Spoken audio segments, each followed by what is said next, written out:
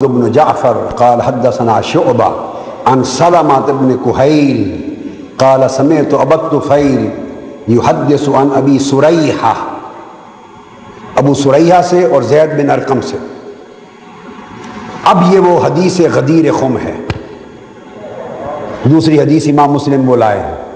جب حجۃ الوداع سے پلٹے تو غدیر خم کے مقام پہ آقا علیہ الصلوۃ والسلام نے پڑاؤ کیا، رکے، اور اس مقام پر آقا نے فرمایا جس کو ان روات نے روایت کیا ہے اور امام ترمذی نے لیا، فرمایا آقا علیہ السلام نے من کنت مولاہ فعلی مولاہ، جس کا میں مولا ہوں اس کا علی مولا ہے۔ تو آقا علیہ السلام نے فرمایا ہاتھ پکڑ کے من کنت مولاہ فعلی مولاہ، اب حضرت علی کو مولا کہنا، یہ کس نے ٹائٹل دیا؟ مولا علی کس نے کہا؟ تاجدار کائنات نے کہا علی تم سب کا مولا ہے۔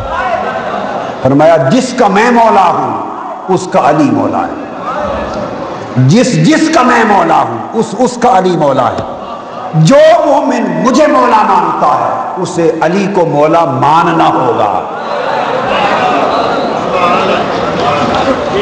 اور جو علی کو مولا نہیں مانتا وہ مجھے بھی مولا نہیں مانتا۔ من کنت مولاہ فعلی مولاہ۔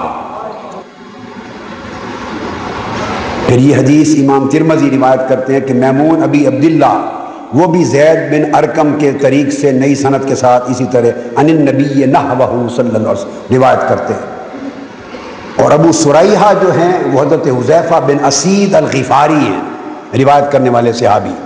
تو الگ الگ طرق بیان کرتے ہیں، الگ الگ سند دیتے ہیں صحابہ کی۔ اور یہ جو حدیث اس مقام پر آ گئی،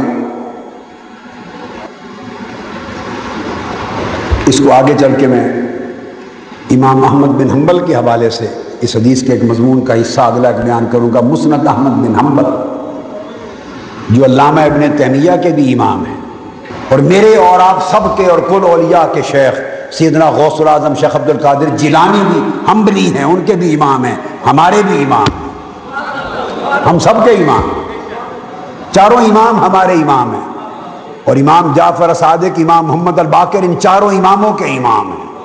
دلوں کو علم کی خیرات بانٹتا ہے علی۔